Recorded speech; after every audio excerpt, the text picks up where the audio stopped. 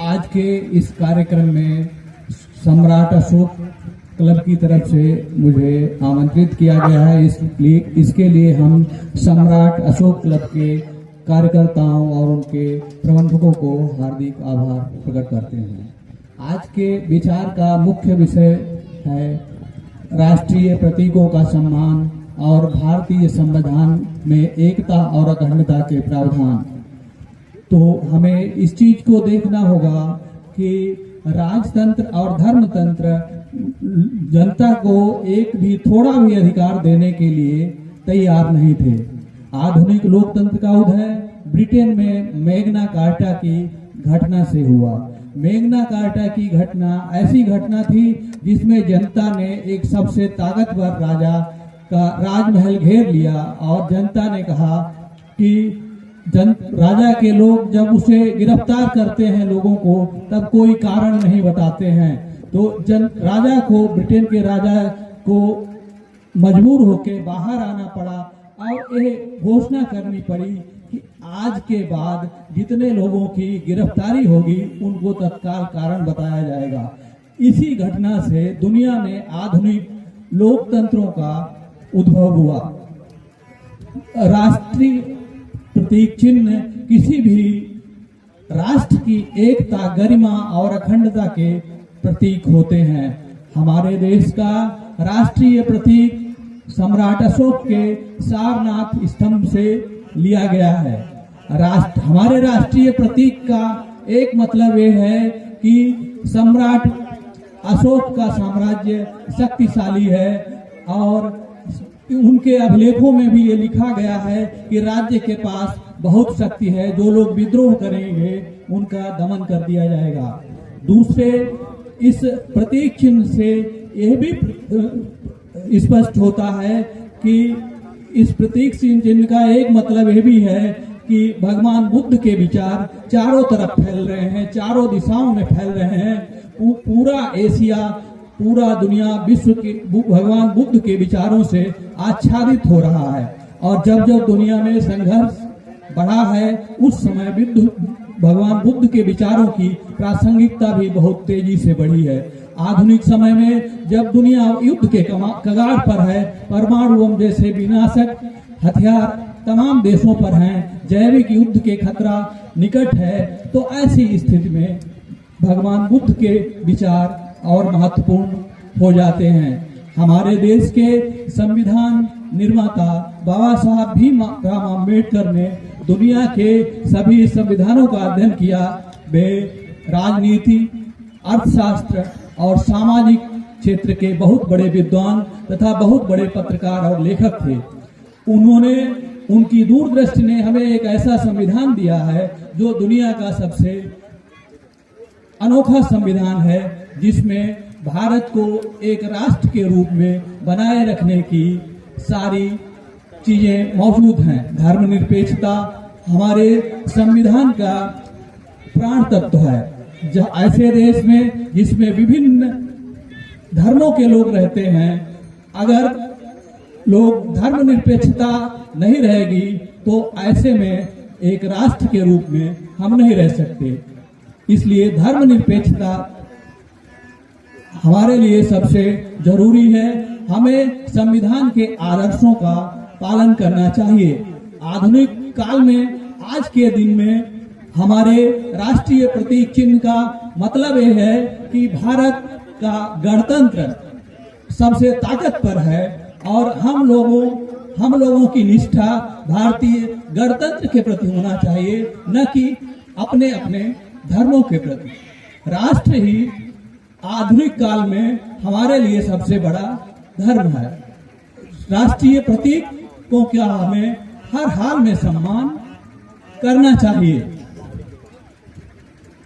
Doctor B.R. Ambedkar ने अपनी पुस्तक इनहेलिशन ऑफ कास्ट में सम्राट अशोक के शासन को आदर्श के रूप में वर्णित किया है। इससे स्पष्ट होता है कि हमारा संविधान जिन केंद्रीय विचारों पर टिका हुआ है वो तथागत बुद्ध और अशोक के विचार हैं। सम्राट अशोक ने अपने राज्य में तमाम अभिलेखों को अंकित कराया और इन अभिलेखों में राज्य जनता से क्या अपेक्षा करता है उसको अंकित किया।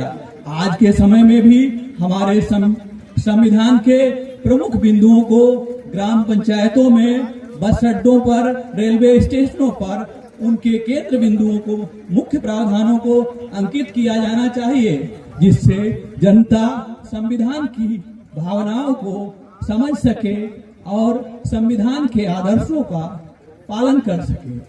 क्योंकि हम संवैधानिक लोकतंत्र में ही रह सकते हैं। आज के देश में कोई भी देश धर्म के आधार पर सरवाइव नहीं कर सका है। जो धर्मतंत्र वाले देश बचे हैं वो भी एक एक करके लोकतंत्र के ढांचे में आ रहे हैं। तो इस तरह हम समझ सकते हैं कि कोई भी देश धर्म के आधार पर नहीं चल सकता, केवल कुछ संवैधानिक प्रावधानों के आधार पर ही देश का कल्याण हो सकता है। इसके लिए संविधान केंद्रीय भूमिका में आए, इसके लिए सबसे जरूरी है शिक्षा। शिक्षा के बिना हम संवैधानिक प्रावधानों का पालन नहीं कर सकते। इसलिए हमें अपने हर क्षेत्र में खर्चों को कटौती करके अपने बच्चों को अच्छे से अच्छी शिक्षा देकर, अच्छे से अच्छे स्कूलों में पढ़ाकर शिक्षित करना चाहिए, जिससे हम संविधान के आदर्शों को समझ सकें और संवैधानिक लोकतंत्र में और अधिक प्रगति कर सकें।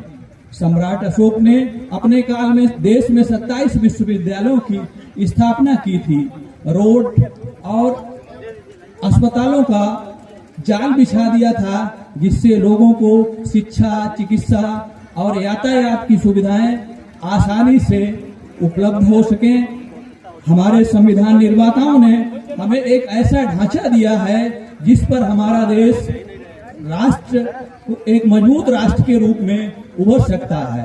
और आजादी के बाद हमारे देश ने दुनिया के हर क्षेत्र में तरक्की भी की है, लेकिन हमें देश की एकता और अखंडता को खंडित करने वाले तत्वों से सावधान रहना होगा और राष्ट्रीय प्रतीकों और संविधान के प्रति पूरी तरह आस्थावान रहना चाहिए। हमारे देश में यदि कुछ ब्रिटिश विद्वान और विदेशी न आए होते तो शायद हम लोग आज भगवान बुद्ध और अशोक के बारे में नहीं जानते होते। इसमें सबसे बड़ा योगदान जेम्स कनिंघम का है। कनिंघम ने अशोक के तमाम स्तूपों की खुदाई कर उनको दुनिया के सामने लाया। जेम्स प्रिंसप ने ब्राह्मी लिपि को सही पढ़ लिया, जिससे हम आज अशोक के बारे में बहुत सही सटीक जानकारी हासिल कर सके हैं। इसमें श्रीलंका के एक नाम अनागरिक धर्मपाल का भी बहुत बड़ा योगदान है। उन्होंने लगभग अपने जीवन के 50 साल भारत में बौद्ध धर्म के प्रचार और सम्राट अशोक द्वारा स्थापित स्थलों के उद्धार में लगा दिए। अगर अनागरिक धर्मपाल ने भारत में इतना बड़ा काम नहीं किया होता तो शायद आज सम्राट अशोक द्वारा निर्मित अनेक स्थल गुमनामी में पड़े होते।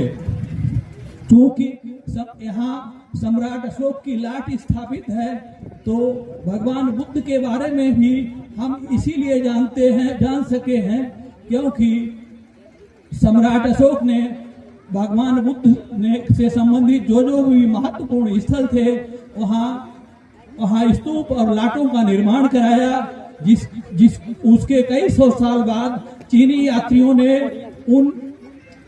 उन स्थानों की यात्रा की और उन स्थानों के बीच में अपने ग्रंथों में लिखा। इन चीनी यात्रियों के वर्णन ह्वेनसांग और फाहियान और इत्सिंग के वर्णन के आधार पर ही कनिंघम ने सम्राट अशोक द्वारा स्थापित स्थलों को खोज निकाला। अगर ये चीनी यात्री न आए होते तो आज हम अपने इतिहास के इस महान क्षणों के संबंध में बहुत अधिक जानकारी नहीं हासिल कर पाते। सम्राट अशोक का राज्य एक आदर्श राज्य रहा है। और दुनिया के सारे संविधान, सभी संविधान सम्राट अशोक और बुद्ध के विचारों पर आधारित हैं। चाहे ह्यूमन राइट का चार्टर हो, चाहे मानवाधिकार आयोग हो, इन सब के, चाहे संयुक्त राष्ट्र संघ का ड्राफ्ट हो, इन सब में तथागत बुद्ध और अशोक के विचारों की चर्चा की गई है।